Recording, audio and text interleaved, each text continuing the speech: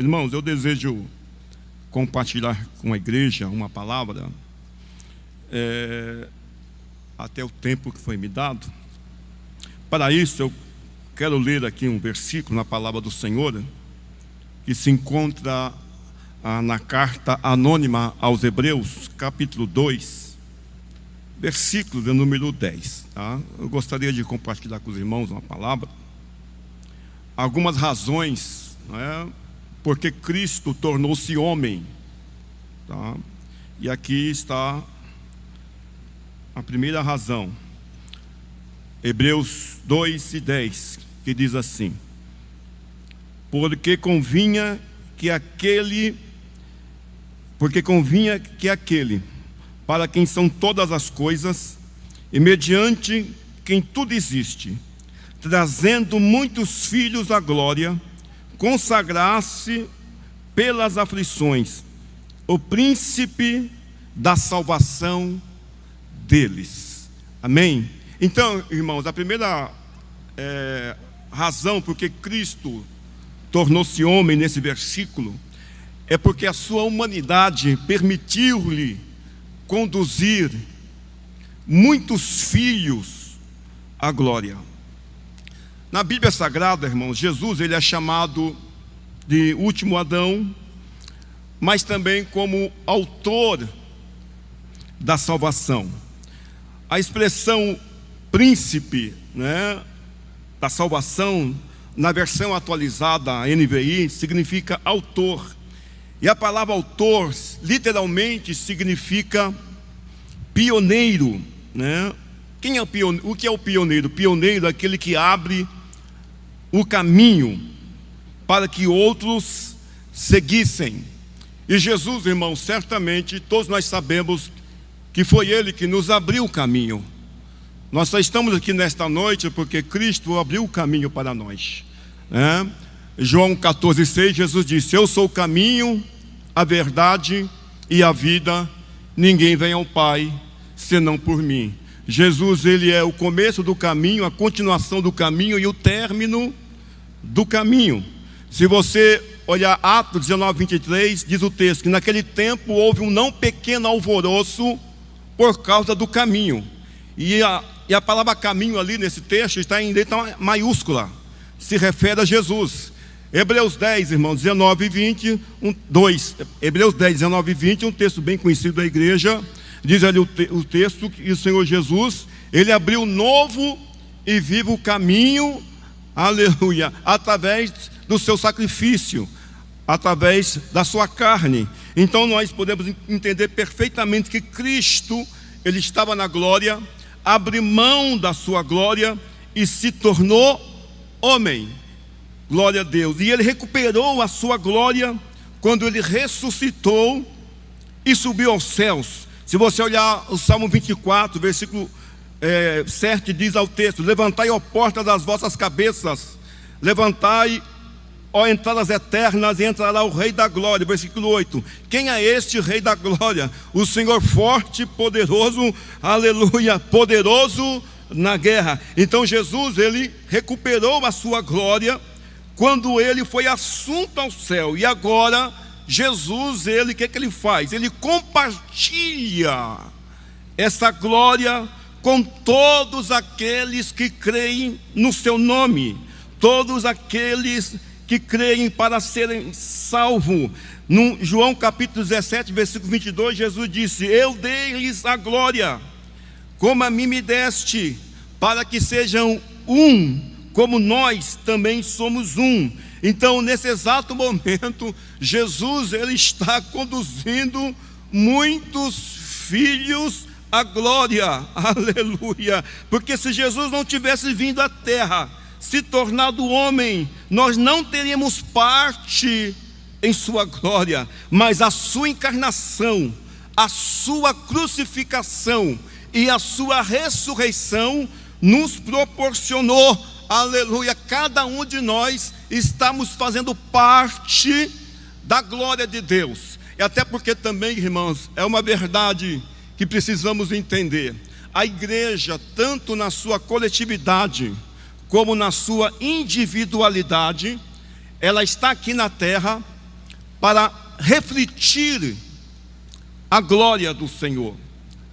Segundo as Coríntios 3:18, o texto diz: todos nós com a cara descobertas, refletimos como espelho a glória do Senhor, e somos transformados de glória em glória. Então nós refletimos a glória do Senhor aos homens. Se nós somos a igreja, e se nós refletimos a glória do Senhor, significa isso que a imagem a qual nós refletimos a glória não pode ser uma imagem distorcida, não pode ser uma imagem obscurecida.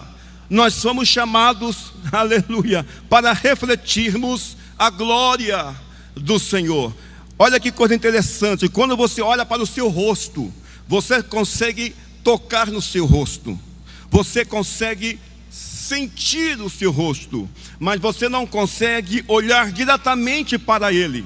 Você só consegue fazer isso através de uma imagem refletida, no caso o espelho. Assim, da mesma forma, irmãos, as pessoas só conseguem ver a Cristo, aleluia, só conseguem ver a glória de Cristo quando o mundo olha para a igreja, quando o mundo olha para nós. Então a nossa imagem tem que ser uma imagem, irmão, que glorifica o Senhor. O apóstolo Paulo, 1 Coríntios 10:31, ele diz assim: quer comais ou bebais ou façais qualquer outra coisa, que seja para a glória do Senhor. O que significa isso, irmão? Tudo que nós fazemos de forma direta ou de forma indireta reflete a glória de Deus, aleluia. O seu andar, aleluia, o seu falar, o seu assentar, o seu levantar, aleluia, o que você faz, tudo precisa refletir a glória do Senhor, porque para isto nós fomos chamados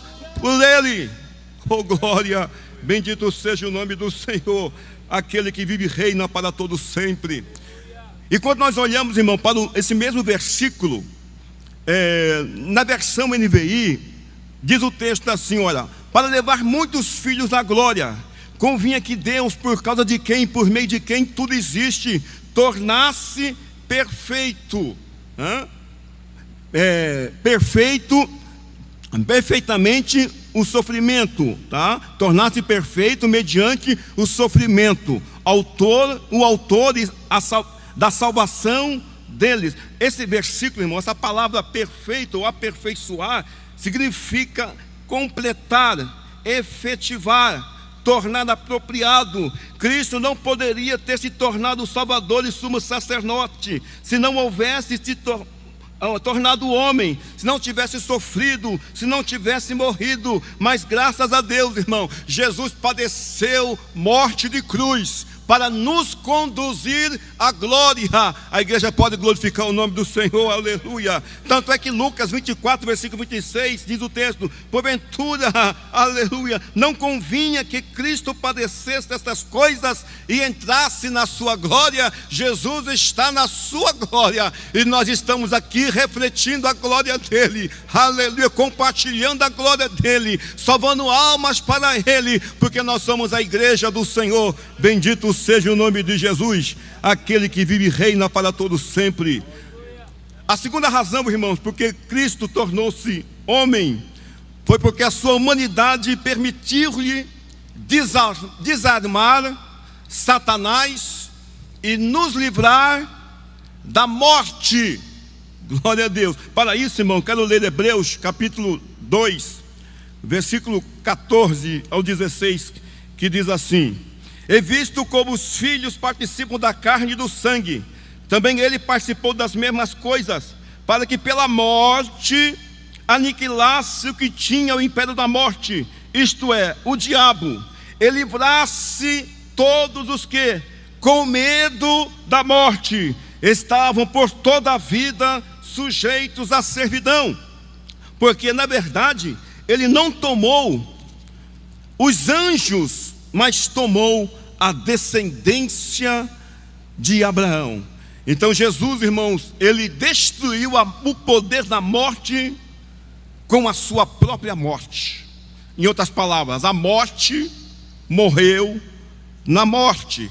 O interessante é que o versículo 16 fala acerca dos anjos, que Jesus não tomou os anjos, mas tomou a descendência de Abraão. Por quê? Porque os anjos, eles são imortais. E Jesus não veio para salvar os anjos, né? Mas para salvar os seres humanos. Para isso ele mesmo teve que se fazer carne, né? E sangue, se tornar homem. Assim ele poderia morrer e derrotar o inimigo da nossa alma, né?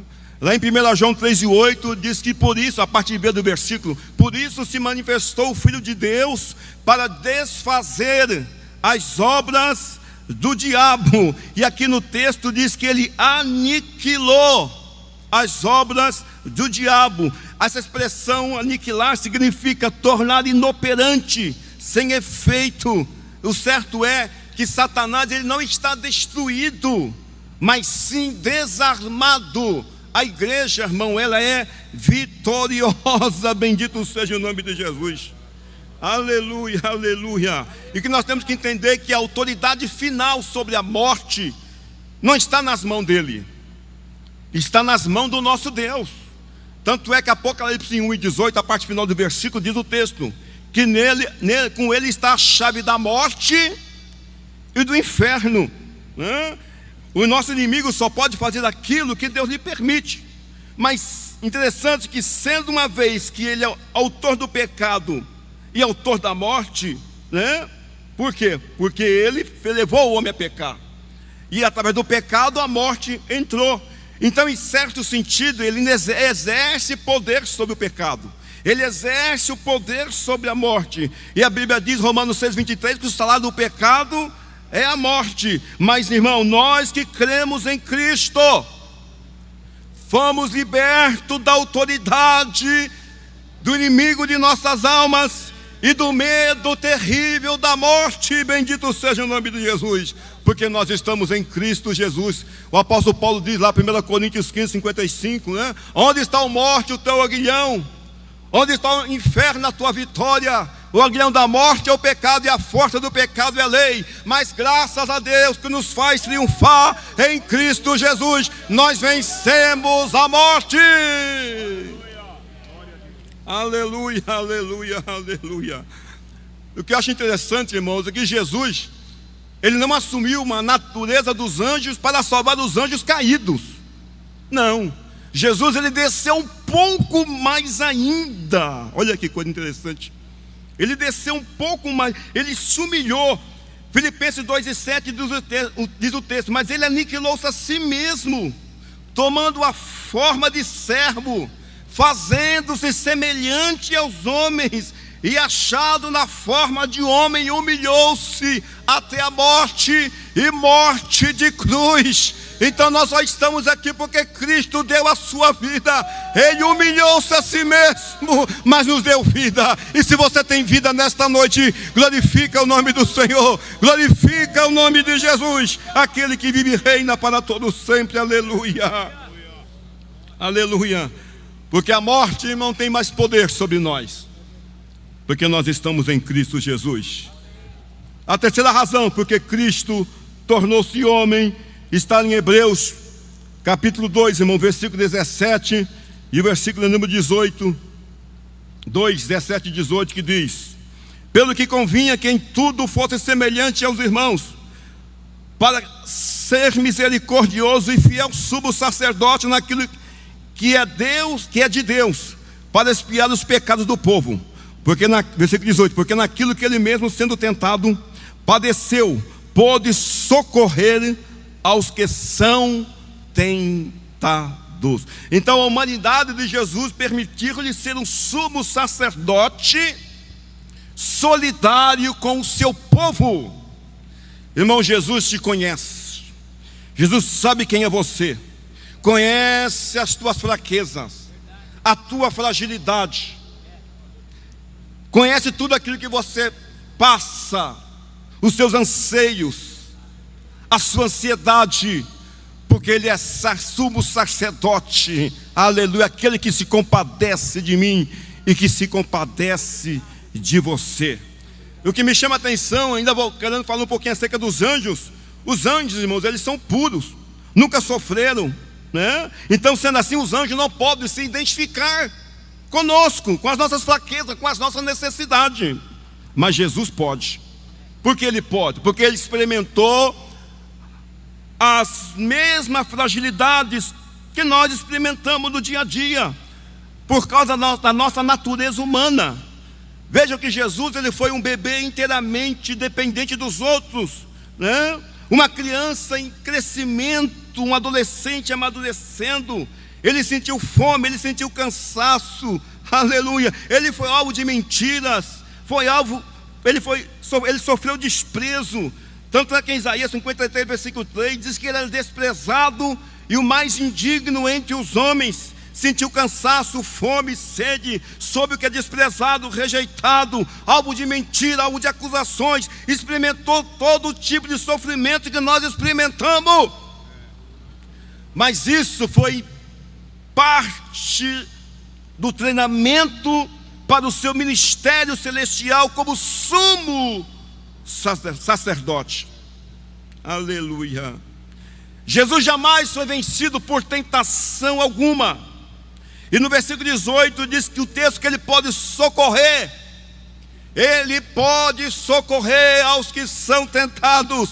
Se você precisa de um socorro de Deus nesta noite, ele está aqui com o socorro para a sua vida, para te dar vitória. Se você chegou aqui cansado, angustiado, cabisbaixo, aflito, Jesus Cristo, o sumo sacerdote, está aqui nesta noite, que se compadece da nossa fraqueza. Ele pode nos ajudar. Bendito seja o nome de Jesus. Aleluia, aleluia, aleluia, aleluia, aleluia.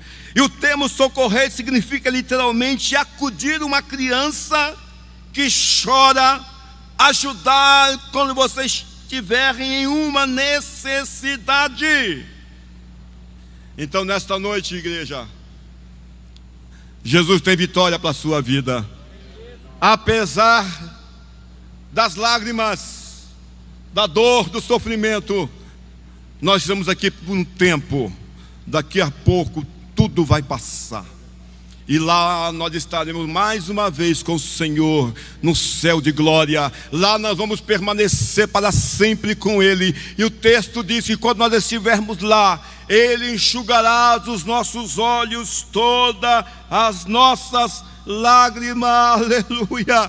O certo é que o texto diz em Hebreus 1,14 que os anjos, eles podem nos servir, mas eles não podem nos socorrer. O único que pode nos socorrer no momento difícil chama Jesus Cristo de Nazaré. Os anjos, não são capazes de socorrer em nosso momento de tentação.